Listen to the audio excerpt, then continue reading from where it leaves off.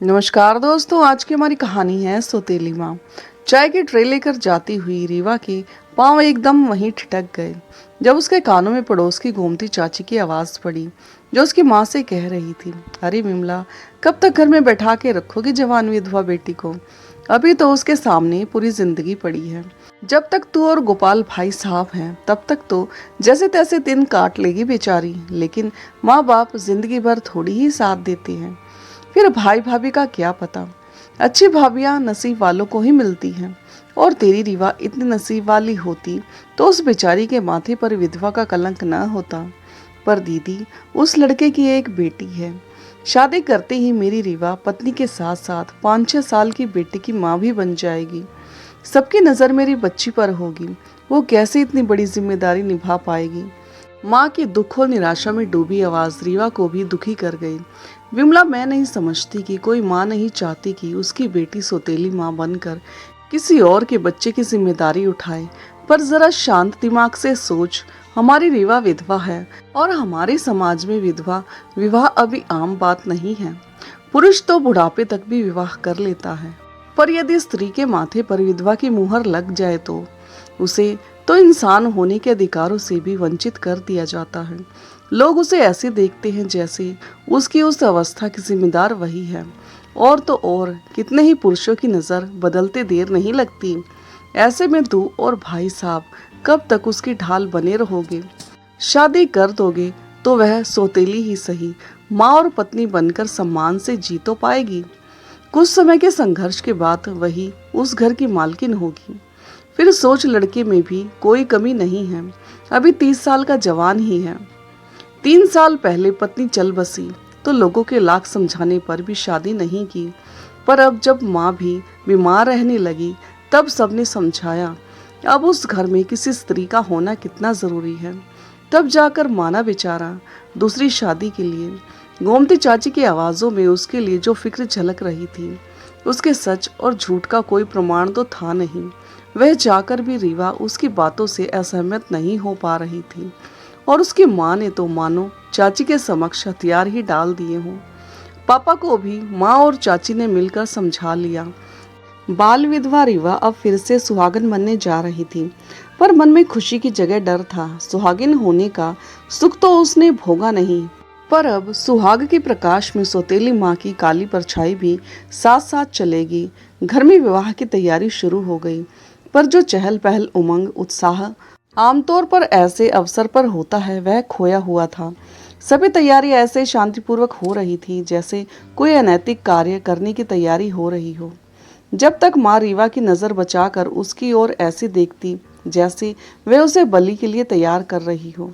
कभी उसे इस प्रकार कातर नजरों से अपनी ओर देखते हुए रीवा देख लेती तो वो नजरें चुरा कर वहां से हट जाती। पर उसकी आंखों में अपने लिए दया का यह भाव उसे भीतर तक भेद जाता। वह माँ को समझाना चाहती है कि वह उसे दया का पात्र न समझे, उसके पुनर्विवाह को अपराध न समझे, पर कह नहीं पाती। कैसे कहती? बचपन से अब तक अभी छोटे बड़े के अंतराल को खत्म ही नहीं कर पाई थी। बेटी तो बन गई, पर कभी अपने मन के उथल पुथल को माँ के सामने नहीं कह पाई। माँ भी तो इतना प्यार करती है, पर कभी उससे खुलकर बयान नहीं करती, न जाने क्यों। पर ऐसा ही है रीवा का रिश्ता अपनी सगी माँ से। अब वह भी माँ बनने जा रही है, उस बच्चे की जो उस घर में उससे 5-6 वर्ष पहले से ही रहती है, जिसे वह जानती नहीं है। यूँ तो माँ ही अपने बच्चे को सब कुछ सिखाती है और परवरिश के साथ साथ धीरे धीरे उसमें अपने संस्कार और गुणों का रोपण करती है। अपनी ममता, दुलार और देखभाल से उसका पोषण करती है। पर उसे तो ये सब करने का अवसर ही नहीं मिला और किसी अन्य की रोपण पौधे की मालकिन बनकर उसको वृक्ष बनाना है। कैसे करेगी वह ये सब? भीतर ही भीतर इन्हीं जज्बातों से लड़ती रीवा अपने मन के उथल पथल को अपने आप में समेटे आंखों में बिना रंगीन सपने सजाए दुल्हन बन गई और रातों रात रिश्तों का एक लंबा अंतराल पार कर लिया। कल तक अपने घर में सिर्फ बेटी और बहन के रिश्ते से अलंकृत रीवा 7 फेरे खत्म होते होते कई रिश्तों की सीढ़ी चढ़ गई। भोर की पहली किरण के निकलने से पहले ही वह पत्नी, बहू भाभी आदि बनने के साथ माँ की गरिमापूर्ण पदवी से सजा दी गई। किंतु इस उपलब्धि की खुशी नहीं, भय था। साथ ही अपने विधवापन के दोषों को दूर करने के लिए किए गए समझौतों का दंश जो उसको अंदर तक कचोट रहा था। अपने घर की मान मर्यादा को बनाए रखने तथा किसी को शिकायत का अवसर न देने जैसे तमाम सुझावों, सलाहों, आंसुओं और आशीष के साथ उसकी विदाई हुई। बहू, यह घर अब तुम्हें को संभालना है। मेरा अब क्या ठिकाना कि कब ऊपर से बुलावा आ जाए। संजीव तो दूसरा विवाह ही नहीं करना चाहता था। सबने बहुत समझाया कि दादी पूरी जिंदगी नहीं रहेगी, बिना माँ के लड़की को कैसे पालेगा। तब जाकर माना। अब यह दोनों तुम्हारी जिम्मेदारी है। मुझे पूरी आशा है कि तुम इसका पूरा ख्याल रखोगी, इसे कोई परेशानी नहीं होने दोगी। सासू माँ के अपने तो भरे शब्दों में रीवा को हिम्मत मिल गई। उसका मन हुआ कि वह उनसे अपने मन का सारा डर कह दे, पर साहस नहीं जुटा सकी। बस हाँ में सिर हिलाकर इतना ही कह सकी, आपके आशीर्वाद की छाया में मैं पूरी कोशिश करूंगी कि किसी को कोई परेशानी न हो। कविता जी बहू की मधुर आवाज़ सुनकर खुश हो गई और मन ही मन खुश होती मुस्कुराती हुई बाहर चली गई। जैसे जैसे रात होती जा रही थी, रीवा की धड़कनें बढ़ती जा रही थी। उसे पता है कि संजीव भी आते ही सबसे पहले उसे अपनी बेटी दिव्या का ही जिक्र करेगा और उम्मीद करेगा कि मैं उसे विश्वास दिलाऊं। पर कैसे? क्या मेरे आश्वासन देने मात्र से उसे विश्वास हो जाएगा? यदि नहीं तो मेरे कुछ भी कहने का क्या लाभ? क्यों ना सब समय पर ही छोड़ दिया जाए। समय से बड़ा कोई शिक्षक नहीं होता। समय और परिस्थितियां मनुष्य को जिस मजबूरी से सिखा सकती हैं, वो कोई व्यक्ति लाख कोशिशों के बाद भी नहीं सिखा सकता। सोचते सोचते विवाह की न जाने कितनी ही रस्मों से थकी रीवा कब नींद की आगोश में समा गई, उसे पता ही न चला। सुबह के समय रीवा अलमारी में कपड़े रखने में व्यस्त थी। तभी उसे एहसास हुआ शायद पीछे कोई है। वह मुड़ी तो देखा, दरवाजे पर स्कूल की ड्रेस पहने, बाल बिखेरे हुए, साथ में कंघी और रबड़ लिए सहमी सी दिव्या खड़ी थी। डरी डरी सी रीवा की ओर देख रही थी, पर ना तो अंदर आ रही थी और न ही कुछ बोल रही थी। रीवा ने अलमारी बंद करते हुए कहा, आओ, अंदर आओ, आओ ना, वहाँ क्यों रुकी हो? वह धीरे धीरे भीतर आई और बेड के पास चुपचाप खड़ी हो गई। रीवा समझ गई कि वह बाल बनवाने के लिए आई है, परंतु वह देखना चाहती थी कि वह खुद बोलती है या नहीं। इसलिए वह व्यस्त होने का दिखावा करती हुई कभी बिस्तर ठीक करती तो कभी टेबल साफ करने लगती। पर दिव्या चुपचाप सिर झुकाए खड़ी रही। तो रीवा ही बोली, आप कुछ बोलो तो दिव्या, कुछ काम है। वह उसे बेटा बोलना चाहती थी, पर न जाने क्यों अजीब सा महसूस हुआ और जुबान अपने आप ही रुक गई। बेटा शब्द उसके लिए अजनबी जो था, इसलिए स्वाभाविक रूप से जुबान पर न आ सका। आंटी दादी कह रही हैं कि आपसे चोटी करवा लूं। दिव्या डरते हुए बोली, तो ठीक है, इसमें डरने वाली क्या बात है, आओ मैं बना देती हूँ। उसे पकड़कर कुर्सी पर बैठाते हुए रीवा बोली। चोटी बनाकर उसके कोमल किंतु खुश्की से रूखे गालों को देखकर रीवा बोली, चेहरे पर कुछ नहीं लगाया, देखो त्वचा कितनी रूखी हो गई है। कहते हुए उसने लोशन निकाल कर उसके चेहरे और हाथों पर अच्छी तरह से लगाया, फिर उसके होठों पर बाम लगाया और पूरी तरह तैयार करके उसे भेज दिया।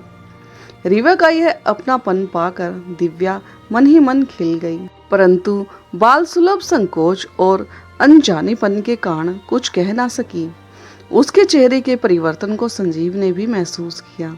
अब रोज ही दिव्या रीवा के पास आकर चुपचाप खड़ी हो जाया करती। अब ये रोज का काम बन चुका था। पहले शुरू में दरवाजे पर ही तक खड़ी रहती जब तक रीवा उसे भीतर आने को न कहती। फिर धीरे धीरे भीतर आने लगी, लेकिन तब तक नहीं बोलती जब तक उसे रीवा पूछती नहीं। जब से वह रीवा से बाल बनवाने लगी तब से उसके कोमल त्वचा की भी देखभाल हो जाती थी। पहले उसके गाल फटे फटे से रहते थे, उसमें रूखेपन से खिंचाव के कारण दर्द भी होता था। कभी कभी होठ भी फट जाया करते थे, परंतु अब ऐसा नहीं होता था। कक्षा में उसके सहपाठी मित्र उसे पहले चिढ़ाया करते थे, उसका मजाक उड़ाते थे, वही अब उसको जिज्ञासु नजरों से देखते, उसमें आए बदलाव का कारण जानना चाहते थे। अध्यापिका ने भी उसे स्वच्छ और इस्त्री की हुई ड्रेस पहनकर आने के लिए उसे चॉकलेट दिया। तब उसको अपनी नई आंटी पर गर्व हुआ था। घर आकर खुशी खुशी उसने दादी को बताया। अब वह कंघी लेकर दरवाजे के गेट पर नहीं खड़ी होती थी, बल्कि सीधे कमरे में आकर रीवा के हाथों में कंघी दे देती। रीवा ने उसका लंच बॉक्स उसके बैग में रखा और रसोई में जाने के लिए मुड़ी ही थी कि तभी वह एक हाथ में कंघी और रबड़ तथा दूसरे हाथ में जूते लिए उसके सामने आ खड़ी हुई। रीवा ने एक पल को उसकी ओर देखा, फिर कतरा कर बगल से निकल गई। आंटी मेरी चोटी बना दो। रीवा को अपनी ओर ध्यान न देते देख दिव्या साहस करके धीमी आवाज में बोली। रीवा रुक गई और पलटकर देखा। उसके मासूम चेहरे को देखकर उसका मन हुआ कि उसको बाहों में भर ले, पर अपनी भावनाओं को छिपाते हुए सपाट स्वर में बोली, मेरी एक शर्त है, प्रॉमिस करो, मानोगी?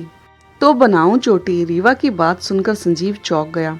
अखबार से नजरें हटाकर अकस्मात रीवा के चेहरे पर टिक गई। ठाकुर जी को नहलाते हुए सासू माँ के हाथ रुक गए। दोनों के मस्तिष्क में एक साथ ख्याल आया। आखिर शुरू कर दिया अपना सुतेलापन दिखाना। प्रॉमिस? तभी दिव्या बोली, ओके तो प्रॉमिस करो कि आज से तुम मुझे आंटी नहीं बोलोगी। उसके कंधे पर प्यार से हाथ रखते हुए रीवा बोली, ठीक है आंटी जी, प्रॉमिस। दिव्या इतनी मासूमियत से बोली कि एक साथ संजीव और सासू माँ की हंसी छूट गई, पर दोनों ने अपनी आवाजें दबा ली। अच्छा जी, प्रॉमिस भी कर रही हो और आंटी भी बोल रही हो? उन दोनों से अनजान रीवा मीठी सी झिड़की देते हुए बोली, तो क्या बोलूं? दिव्या ने पूछा। मम्मी, मम्मी बोलोगी? तभी मैं आपके काम करूंगी। आप ही सोचो ना, किसी की आंटी क्या रोज रोज किसी बच्चे को तैयार करती है? नहीं ना। सबकी मम्मी अपने बच्चों को तैयार करके भेजती है, मैं भी वैसे ही भेजती हूँ। फिर आप मम्मी क्यों नहीं बोलती? उसने दिव्या के सिर पर प्यार से हाथ फेरते हुए कहा, पर मेरी मम्मी तो भगवान जी के घर गई है ना, तो मैं आपको कैसे मम्मी बोलूं? क्योंकि भगवान जी ने ही तो मुझे आपके पास भेजा है। वो मुझसे कह रहे थे कि दिव्या को तुम्हारी ज़रूरत है, इसलिए तुम्हें उसके पास होना चाहिए। क्या अब भी आप मुझे आंटी बोलोगी? रीवा दिव्या के मासूम चेहरे पर नजरें गड़ाए हुए बोली। उसकी इस बात को सुनकर कविता जी ने ठाकुर जी के चरणों में माथा टेक कर धन्यवाद किया। संजीव ने गहरी सांस लेकर कुछ ऐसे श्वास छोड़ा मानो अब तक की सारी चिंताओं को बाहर निकाल दिया हो, और मुस्कुराता हुआ दोबारा अखबार में नजरें गड़ा ली। फिर तो आज मैं अपने फ्रेंड को बताऊंगी कि मेरी मम्मी वापस आ गई हैं। दिव्या खुशी से चहकती हुई बोली। अच्छा, तो अब तक आपने क्या बताया था अपने फ्रेंड्स को मेरे बारे में? रीवा ने उसके कोमल गालों को प्यार से खींचते हुए पूछा। दिव्या ने अपराधी की तरह सिर झुका दिया।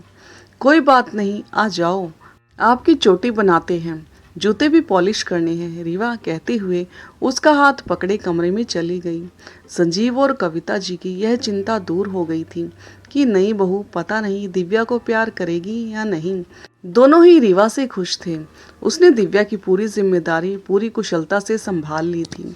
उसे पढ़ाना हो या उसके साथ खेलना, उसकी छोटी छोटी खुशियों का भी पूरा ख्याल रखती। साथ ही सास की सेवा में भी कोई कमी नहीं आने देती। संजीव भी अब रीवा की खुशियों का ध्यान रखने लगा था। इसी बीच रीवा अपने मायके भी जाकर आ गई थी। माँ ने सबसे पहले दिव्या के बारे में पूछा था, और जब उसने माँ को सब बताया तो वह भी चिंता मुक्त हो गई। आज घर में चहल पहल रोजाना की अपेक्षा अधिक थी। 2 बज चुके हैं। रीवा अभी भी रसोई में व्यस्त है। संजीव की बड़ी बहन स्नेहा आज अपने दोनों बच्चों के साथ घर पर आई हुई थी।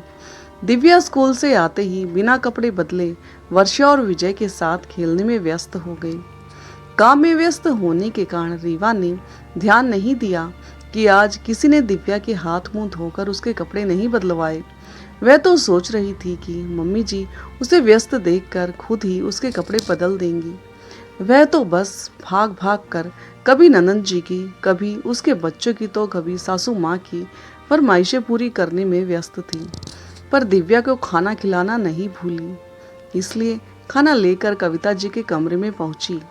दिव्या खेल में खोई हुई थी। स्नेहा माँ से बातें कर रही थी, पर उसे देखते ही चुप हो गई। रीवा को थोड़ा अजीब जरूर लगा, पर उसने ध्यान नहीं दिया, बल्कि दिव्या को स्कूल के कपड़ों में देखकर बोली, आपने अभी तक कपड़े नहीं बदले? चलो आओ, पहले हाथ मुंह धोकर कपड़े बदलो, फिर खाना खाने के बाद खेलना। कहती हुई वह उसका हाथ पकड़कर अपने कमरे में लेकर जाने लगी। तुम कहना क्या चाहती हो रीवा? वो अपने कपड़े खुद बदलती है, अपने आप ही हाथ मुंह धो लेती है। मेरी बेटी उससे 1 साल बड़ी है, पर आज भी मैं उसके सारे काम खुद ही करती हूँ। और तुम? स्नेहा ने जानबूझकर बात को अधूरी छोड़ दिया। नहीं दीदी, मेरा वो मतलब नहीं था। मुझे लगा कि मम्मी जी ने कर दिया होगा। स्नेहा बोली, अब भी मम्मी जी ही करेंगी? स्नेहा गुस्साते हुए बोली। उसने जो आधा वाक्य बोला, रीवा के आहत हृदय ने उस वाक्य को पूरा कर लिया। अब भी मम्मी जी ही करेंगी तो तुम क्या करोगी? वह बिना कुछ जवाब दिए दिव्या को लेकर अपने कमरे में चली गई। उसकी आंखें भर आई। दिव्या उसकी आंखों में आंसू न देख ले, इसलिए उसे कमरे में छोड़ वह जल्दी से बाथरूम में चली गई। एकांत का आभास पाकर आहत दिल के नियंत्रण को खो दिया और आंसुओं का सैलाब पलकों का बंधन तोड़ बह निकला। मम्मी जल्दी करो, मुझे वर्षा दीदी के साथ खेलना है। रीवा आंसू पोंछती हुई बाथरूम से बाहर आई और उसके कपड़े बदले, हाथ पैर मुंह धुलाकर उसे खाना खिलाया। इंसान को राह चलते यदि किसी पत्थर से ठोकर लग जाए तो वह या तो उस पत्थर को वहां से उखाड़ फेंकता है या उससे बचकर निकल जाता है, किंतु रिश्तों में अक्सर ऐसा करना संभव नहीं होता। दर्द देने वाले रिश्तों को न चाहते हुए भी मुस्कुराते हुए निभाना पड़ता है। उन्हें ना तो उखाड़ फेंका जा सकता है, न ही उनसे बचने के लिए दूर हुआ जा सकता है। ऐसी ही कुछ स्थिति रीवा की भी थी। उसे समझ में नहीं आ रहा था कि उसकी ननंद अपनी माँ को भड़काने का प्रयास कर रही है। वह अपनी मम्मी के समक्ष यह सिद्ध करना चाह रही थी कि रीवा दिव्या के प्रति लापरवाह है, फिर भी उसे हंसते हुए ही सेवा करनी है। परंतु उसे खुशी हुई जब मम्मी जी की आवाज़ कान में पड़ी, चुप रह स्नेहा, फजूल की बातें मत कर। रीवा दिव्या का बहुत ध्यान रखती है, बिल्कुल वैसे ही जैसे तू अपनी बेटी का रखती है। तू तो यहाँ रहती नहीं है, फिर कुछ ही घंटों में तूने वो देख लिया जो मेरी अनुभवी आंख आज तक नहीं देख पाई। रीवा इतना सुनकर रसोई में चली गई। उसे संजीव के लिए चाय बनानी थी और वो अब इससे ज़्यादा कुछ सुनना भी नहीं चाहती थी। खुशी के मारे उसका मन मानो हवा में उड़ रहा था। मम्मी जी के लिए उसके मन में सम्मान और बढ़ गया। स्नेहा अपने पति और बच्चों के साथ दिन भर रही। रीवा ने उसकी खूब सेवा सत्कार किया। अब उसे स्नेहा से कोई शिकायत न थी। उसने एहसास ही नहीं होने दिया कि उसने कुछ सुना है या महसूस किया है। जाते समय स्नेहा और उसके पति ने भी रीवा की प्रशंसा की और अपने घर आने का निमंत्रण दिया। मम्मी, मैं भी चलूँगी आपके और पापा के साथ, प्लीज़। रीवा को सूटकेस में कपड़े रखते हुए देखकर दिव्या ने जिद करते हुए कहा, बेटा आप नहीं जा सकते, हम काम से जा रहे हैं और जल्दी से वापस आ जाएंगे। अच्छे बच्चे जिद नहीं करते, कहते हुए संजीव ने दिव्या को गोद में उठा लिया और कमरे से बाहर की ओर चला गया। जाती हुई दिव्या रीवा को उम्मीद भरी नजरों से देखती रही। उसकी मासूम आंखों में झिलमिलाते मोती रीवा को भी भीतर तक नम कर गए। उसका रुआसा उदास सा चेहरा उसकी ममता को झंझोर गया था। उसको जब से पता चला था कि उसके मम्मी पापा कहीं जा रहे हैं, तब से वह लगातार साथ जाने की जिद कर रही थी। संजीव को ऑफिस के काम से 2 दिन के लिए चंडीगढ़ जाना था। यह सुनते ही मम्मी जी बोल पड़ी, बहू को भी ले जा, 1 आध हफ्ते के लिए घुमा ला। वैसे भी शादी के बाद तुम दोनों कहीं नहीं गए अभी तक, अलग से ज़्यादा छुट्टी भी नहीं लेनी पड़ेगी, एक पंथ 2 काज हो जाएंगे। संजीव ने भी मम्मी की बात मानकर अपने 2 दिन के टूर को 1 हफ्ते का कर लिया था। 2 दिन में ऑफिस का काम खत्म करके फिर रीवा के साथ घूमने का कार्यक्रम निर्धारित कर लिया। उसे अपना सामान रखने को कहा, परंतु यह सुनते ही रीवा ने कहा था, दिव्या कैसे रहेगी हमारे बिना, उसे भी तो साथ ले चलते हैं, उसे मम्मी संभाल लेगी, अब तक भी तो संभालती आई है ना। तुम फिक्र मत करो, कहकर संजीव ने रीवा को चुप करा दिया। पर अब दिव्या की वो विनीत आंखें रीवा की ममता को झंझोरने लगी थी। उसे महसूस हुआ जैसे सिर्फ दिव्या ही नहीं, वह भी उसके बिना नहीं रह पाएगी। वे कपड़े ज्यों के त्यों छोड़कर कमरे से बाहर आ गई, पर हॉल में संजीव नहीं मिला।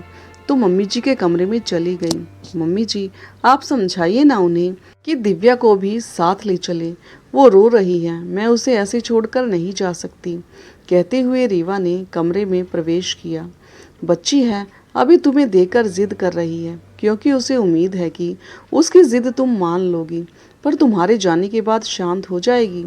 वहाँ भी बच्ची को संभालती रहोगी तो क्या फ़ायदा होगा तुम्हारे जाने का। कविता जी ने उसे समझाया, पर मम्मी जी, मेरा भी कहाँ उसके बिना मन लगेगा। 2 दिन ये ऑफिस के काम में व्यस्त रहेंगे और मैं अकेली होटल के कमरे में बोर हो जाऊंगी, तो दिव्या के साथ घूम फिर कर मन लग जाएगा। प्लीज़ आप समझाइए या फिर मना कर दीजिए, हम कभी और चले जाएंगे। कविता जी समझ गई थी कि रीवा दिव्या के बिना जाना नहीं चाहती। इसलिए जब संजीव अपनी बेटी को बहलाकर घर वापस आया, तब तक 3 लोगों के कपड़े सूटकेस में रखे जा चुके थे। दिव्या खुशी से पूरे घर में चहक रही थी। संजीव ने मानो दोनों के एकांत में खलल पड़ जाने की प्रयास भरी शिकायत आंखों ही आंखों में रीवा से की हो। दिव्या खुशी से पूरे घर में थिरक रही थी। उसके होठों पर मुस्कान थी। अचानक रसोई में काम करती रीवा की इंद्रियां सतर्क हो उठी। जैसे ही उसे दिव्या की आवाज सुनाई पड़ी, दादी, सौतेली क्या होता है? क्या मेरी मम्मी सौतेली है? दिव्या हॉल में कविता जी से पूछ रही थी। उस मासूम को कहाँ पता था कि इसके इस शब्द से किसी की ममता छलनी हो सकती है। उसे तो जब उसके दिल में संजीव की माँ की छवि पर, उसके अस्तित्व पर यह शब्द प्रहार करता प्रतीत हुआ, तो उसने सही जवाब पाने की उम्मीद में पूछ लिया, तुमसे किसने कहा? कहाँ से सीखती हो यह सब? कविता जी झिड़कती हुई बोली, वो विजय भैया और वर्षा दीदी कह रहे थे। उस दिन उसने मासूमियत से सफाई दी। क्या कह रहे थे वो कह रहे थे कि मेरी मम्मी सौतेली है। मैंने पूछा सौतेली क्या होता है, तो कहने लगे कि बुरी मम्मी को सौतेली मम्मी कहते हैं। वो कभी प्यार नहीं करती और हमारी असली मम्मी भी नहीं होती है। मेरी मम्मी तो बुरी नहीं है ना दादी, फिर वो तो सौतेली भी नहीं ना। दिव्या तो जैसे अपने ही भीतर के द्वंद से छुटकारा पाना चाहती थी। मेरी गुड़िया, तुझे तेरी मम्मी कैसी लगती है? कविता जी ने पूछा। बहुत अच्छी है वो, मुझे कितना प्यार करती हैं। पापा मना कर रहे थे, फिर भी मम्मी मुझे अपने साथ लेकर जा रही हैं। उसने मासूमियत से कहा, फिर तो खुद ही सोच, वो सौतेली कैसे हो सकती हैं? जो लोग ऐसा कह रहे हैं उनसे बोल दिया कर कि मेरी मम्मी तो बहुत अच्छी है, उनसे अच्छी मम्मी तो मुझे मिल भी नहीं सकती। विजय और वर्षा को तो मैं डांट लगाऊंगी, फिर ऐसा कहना भूल जाएंगे। कविता जी ने उसे समझाते हुए कहा। रीवा अपने गालों पर ढुलक आए आंसुओं की बूंदों को पोंछते हुए लंबी श्वास छोड़ते हुए अपने आप से ही बुदबुदाई, पता नहीं यह कलंकित शब्द जीवन में कभी पीछा छोड़ देगा कि नहीं। घर के खुशनुमा वातावरण में कुछ पल के लिए निरस्ता व्याप्त हो गई। कविता जी मन ही मन क्रोध से आग बबूला हुई जा रही थी कि अपनी बेटी स्नेहा ही अपने बच्चों के सामने ऐसी बातें करती होगी, तभी तो बच्चे ऐसा कह रहे थे। वह भीतर ही भीतर अपने क्रोध को पीने की कोशिश कर रही थी और सोच रही थी कि संजीव रीवा और दिव्या के साथ चला जाए, स्नेहा से फिर बात करती हूँ। वह घड़ी भी आ गई। रीवा ने सास के पैर छुए आशीर्वाद लिया। संजीव ने माँ को अपना ख्याल रखने के लिए कहा। दिव्या ने चहकते हुए खुशी खुशी दादी को पप्पी देकर बाय किया। कविता जी ने घर की फिक्र भुलाकर हफ्ते भर आनंद पूर्वक बिताने की सलाह देते हुए अपना ध्यान रखने को कहकर उन्हें विदा किया। खाली घर उन्हें जैसे काटने को दौड़ने लगा। संजीव ने कहा था कि स्नेहा दीदी को बुला लेना, पर बेटी के प्रति उनका क्रोध उन्हें ऐसा करने से रोक रहा था। उन्हें नहीं पता था कि रीवा के कहने पर संजीव ने पहले ही स्नेहा को फोन करके माँ के पास रहने के लिए कह दिया था। इसलिए थोड़ी ही देर में स्नेहा का फोन आया। फिर वह कल बच्चों के साथ आ रही है। ये पूरा सप्ताह स्नेहा, विजय और वर्षा के साथ खुशी खुशी बीत गया। कविता जी ने बेटी को प्यार से समझाया भी कि बच्चों के सामने कभी रीवा के लिए सौतेले शब्द का प्रयोग न करे। अपनी बहू की तारीफ करते हुए उसके लिए मन में किसी भी दुर्भावना को न रखने की सलाह दी थी। ठीक है बाबा, गलती हो गई, अब नहीं कहूँगी। तुम्हारी बहू के लिए कुछ भी, वैसे वो भी अच्छी है, ये मैं भी जानती हूँ। पहले थोड़ा डर लगता था, पर अब नहीं है। कहते हुए स्नेहा ने बात खत्म कर दी। संजीव रीवा और दिव्या के साथ वापस आ गया। रीवा सभी के लिए कुछ ना कुछ लेकर आई थी। स्नेहा भी उससे मन ही मन खुश थी, पर न जाने क्यों उसके समक्ष उसकी तारीफ करने से उसका अहंकार आहत हो रहा था। संजीव के वापस आने के अगले दिन ही स्नेहा और बच्चे अपने घर चले गए। जल्दी जा बहू, स्कूल की छुट्टी हो चुकी होगी। वहाँ किसी को न पाकर बच्ची घबरा जाएगी। कविता जी रीवा के हाथ से चाय लेते हुए बोली। जी मम्मी जी, जा रही हूँ, मैं रिक्शा ले लूंगी, आप चिंता मत कीजिए। कहते हुए वे जल्दी जल्दी पैरों में घर की चप्पल डालकर दिव्या को स्कूल से लाने के लिए चल दी। आज दिव्या को लाने के लिए कविता जी घर से निकल ही रही थी कि तभी पड़ोस की रेखा आंटी और उसकी एक और सखी कविता जी से मिलने आ गई, तो उन्हें रुकना पड़ा। रीवा उनके लिए चाय बनाने लगी, इसलिए वह भी समय से न जा सकी। अब तक तो स्कूल की छुट्टी भी हो चुकी होगी। कम से कम 20 मिनट का पैदल का रास्ता है। आज तो कोई ऑटो रिक्शा भी नहीं मिल रहा है। वह लगभग भागती हुई सी जा रही थी। न जाने क्यों उसे घबराहट होने लगी। रो रही होगी, छोटी बच्ची है, किसी को वहां ना पाकर घबरा जाएगी, कहीं अकेली ही न आने लगे। हे भगवान, उसे तो रास्ता भी नहीं पता। ऐसे न जाने कितने ही उल्टे सीधे ख्याल उसके मन में आ रहे थे। वह इतनी तेज चल रही थी कि हांफने लगी। जल्दबाजी में मोटरसाइकिल से टक्कर होते होते बची। देखकर नहीं चल सकती, मरने के लिए मेरी ही बाइक मिली है क्या? चालक बोला। सॉरी कहकर वह फिर उसी रास्ते पर तेजी से चल पड़ी।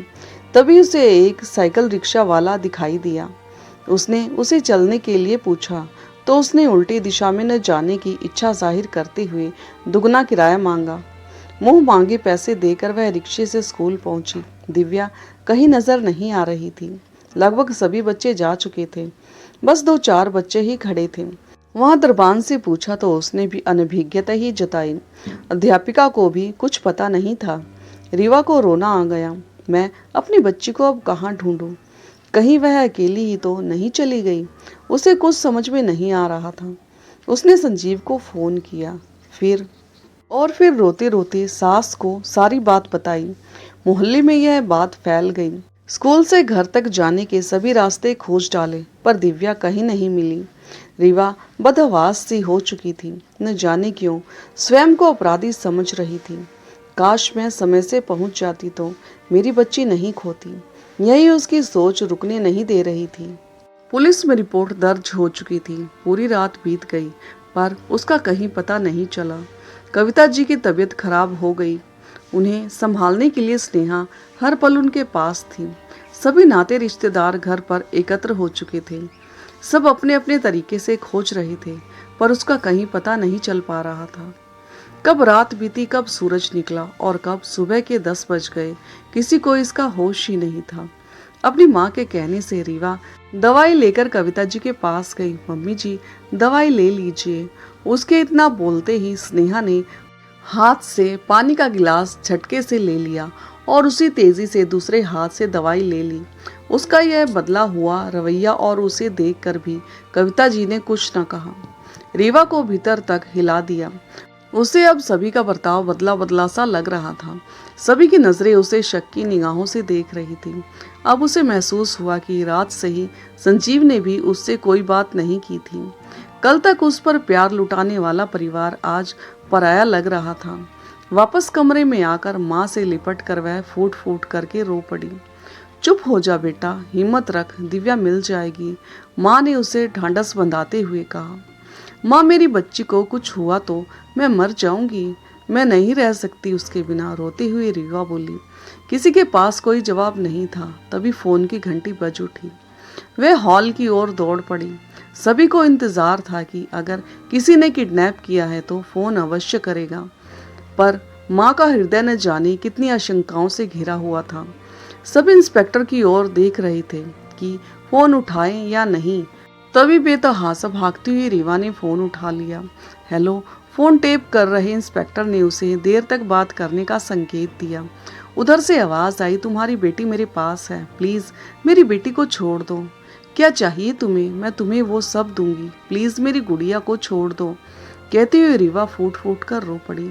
संजीव ने उसके हाथ से फोन ले लिया। हेलो, उसके इतना बोलते ही दूसरी तरफ से फोन कट गया। किडनैपर बहुत चालाक है, उसने जल्दी फोन काट दिया ताकि लोकेशन ट्रेस न हो सके। इंस्पेक्टर ने कहा। संजीव रीवा की ओर देखने लगा, फिर न जाने क्या सोचकर उसे पकड़कर अपने कमरे में ले गया और बेड पर बैठाते हुए कहा, मम्मी की तबीयत पहले ही खराब हो चुकी है, अब तुम अपनी तबीयत भी मत खराब कर लेना, संभालो अपने आप को। सभी कोशिश कर रहे हैं ना, उम्मीद रखो, कुछ नहीं होगा मेरी बेटी को। अचानक रीवा को मानो किसी ने जोर से थप्पड़ मारा हो। आपकी बेटी? संजीव, क्या वो मेरी बेटी नहीं, मेरा मतलब यही था, कहकर वह बाहर जाने लगा। मुझसे क्या गलती हो गई संजीव, क्यों सबकी नजरें बदल गई हैं? मेरी भी तो बेटी किडनैप हुई है, रीवा रोती हुई बोली। पर संजीव बिना कुछ जवाब दिए चला गया। अचानक रीवा की छठी इंद्री जागृत हो उठी। उसके फोन उठाते ही किडनैपर को कैसे पता चला कि उसकी बेटी को उसने किडनैप किया है? उसकी आवाज़ भी कुछ जानी पहचानी सी लग रही थी। रीवा उस आवाज़ को पहचानने की कोशिश करने लगी। कहाँ सुनी है उसने यह आवाज़, पर उसे कुछ याद नहीं आ रहा था। दिन बीतता जा रहा था पर दिव्या का कोई अता पता नहीं चल पा रहा था। एक बार और फोन आया, तब किडनैपर ने 20 लाख रुपए की मांग की, पर जगह बताने से पहले ही फोन रख दिया क्योंकि वह अधिक देर तक बात नहीं करना चाहता था। शाम के 7 बज रहे थे। अचानक स्नेहा की आवाज़ सुनकर संजीव चौंक पड़ा। वह बोल रही थी, पूरे घर में देख लिया, बाथरूम में भी देख लिया, पर वो कहीं नहीं है। अब क्या उसे भी ढूंढे? कौन नहीं है दीदी? किसकी बात कर रही हो? अमित ने पूछा। तुम्हारी पत्नी रीवा बिना बताए पता नहीं कहाँ चली गई, यहाँ तक कि अपनी माँ को भी नहीं बताया। स्नेहा बिफरती हुई बोली। गई होगी, कहीं आ जाएगी, कहकर संजीव किसी को फोन करने में व्यस्त हो गया। उसे 20 लाख रुपए का इंतजाम जो करना था। संजीव ने फोन काटा तो देखा रीवा के 2 मिस्ड कॉल आए हुए थे। उसने बैक कॉल किया। हेलो। दूसरी ओर से किसी पुरुष की आवाज़ सुनकर संजीव किसी अनहोनी के भय से कांप उठा। हेलो, उसने कहा। मैं इंस्पेक्टर राघव बोल रहा हूँ। क्या मेरी बात मिस्टर संजीव से हो रही है? जी, मैं संजीव बोल रहा हूँ। मिस्टर, आपकी पत्नी रीवा सिटी हॉस्पिटल में है, आप शीघ्र आ जाइए, उनकी हालत गंभीर है। संजीव के हाथ से फ़ोन छूट गया, पैर लड़खड़ा गए तो उसके जीजा ने तुरंत उसे संभाल कर सोफे पर बिठाया। उसने अभी फ़ोन पर हुई सारी बात बताई। स्नेहा और उसके पति को घर पर इंस्पेक्टर के साथ छोड़कर रीवा के मम्मी पापा और रिश्ते के भाई के साथ संजीव हॉस्पिटल पहुंचा। आईसीयू की ओर बढ़ते हुए संजीव के पैर कांप रहे थे। अचानक उसके पैर जहां के तहां जम गए। दिव्या आईसीयू के सामने बेंच पर बैठी सुबक रही थी। संजीव को देखते ही दौड़कर लिपट गई और जोर जोर से रोने लगी। पापा, मम्मी को कुछ होगा तो नहीं? प्लीज डॉक्टर साहब से बोलो उसको जल्दी से ठीक कर दे। रोती हुई दिव्या बोली, कुछ नहीं होगा तुम्हारी मम्मी को, कहते हुए संजीव ने उसे रीवा की माँ की गोद में दे दिया और इंस्पेक्टर से बात करने लगा। अंदर डॉक्टर ऑपरेशन करके रीवा का रक्त स्राव रोकने का प्रयास कर रहे थे। फिर इंस्पेक्टर ने संजीव और रीवा के माता पिता को सारा वृतांत बताया। उसने बताया कि रीवा को फोन पर आवाज जानी पहचानी सी लग रही थी, तो मस्तिष्क पर जोर देने के बाद उसका शक उसके ही पड़ोस में रहने वाली गोमती चाची के किराएदार पुनीत पर गया, जो उसके मायके का ही था और उन्हें बुआ कहता था। तभी रीवा चुपचाप बिना किसी को बताए अपने मायके गई थी, पर उसने राघव को फोन करके सारी बात बता दी थी और उससे मदद मांगी। उसका मायका इंस्पेक्टर राघव के क्षेत्र में ही आता था। उन्होंने भी मदद करने का आश्वासन दिया। रीवा अपने घर की पहली मंजिल के कमरे की खिड़की से चुपचाप पुनीत पर नजर रखे हुए थी। जब वह घर से बाहर गया तो उसने इंस्पेक्टर राघव को फोन करके बता दिया और इंस्पेक्टर उसका पीछा करने लगा। इधर रीवा चुपचाप चाची के घर में गई और पुनीत के कमरे के दरवाजे की झीरी से भीतर कमरे में झांक कर देखने लगी, पर उसे कुछ भी नजर नहीं आया। फिर वो चाची के घर के अन्य कमरों में देखने का प्रयास करने लगी। उसने सोचा कि हो सकता है कि उसने दिव्या को यहाँ छिपाया हो, क्योंकि मम्मी बता रही थी कि गोमती चाची इस समय पूरे परिवार के साथ बांके बिहारी जी के दर्शन के लिए गई हैं। तभी उसे स्टोर रूम से कुछ खटपट की आवाज आई। वह उसी ओर गई। दरवाजे से बाहर से ताला था। अंदर घोर अंधेरा था। उसने दरवाजे को धीरे से खटखटाया। अंदर से कोई आवाज नहीं आई। वह वापस जाने लगी, तभी कुछ गिरने की आवाज आई। वह झटके से मुड़ी और आवाज दी।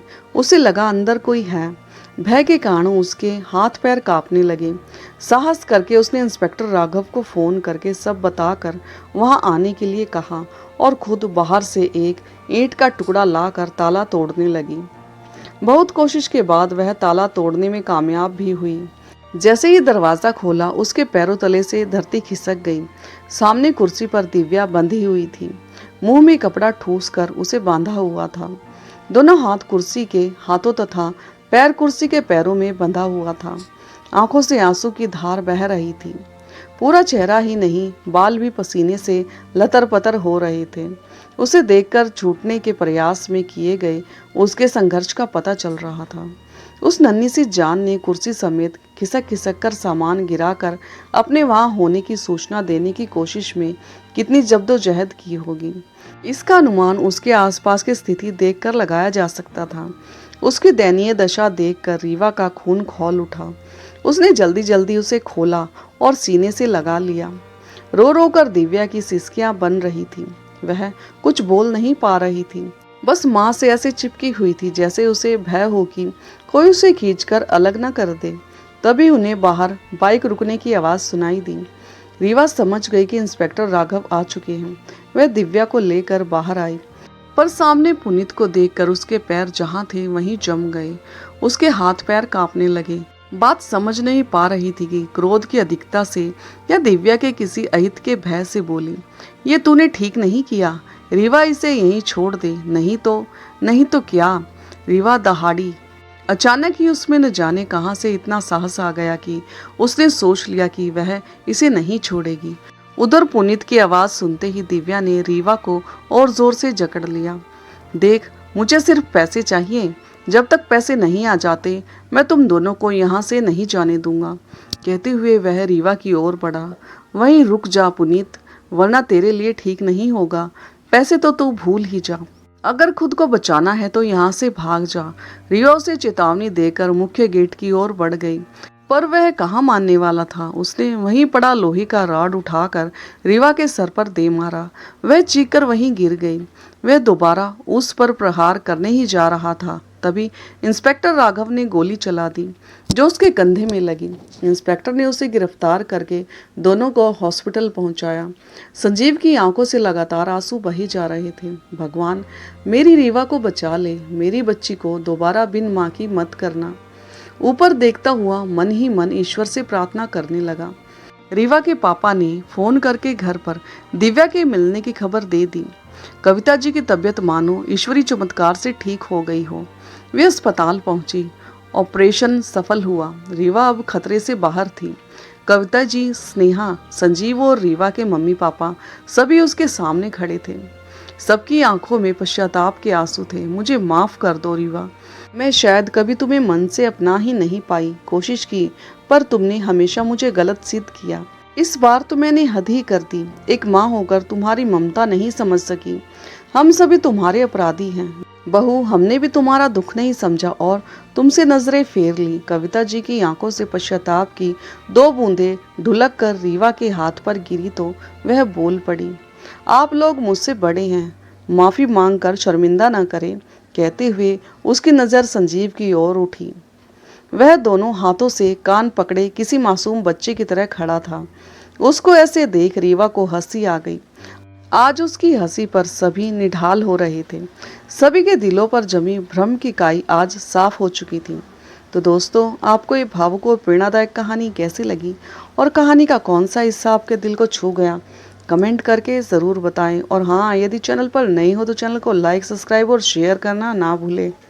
तो मिलते हैं एक नई कहानी के साथ। तब तक के लिए धन्यवाद।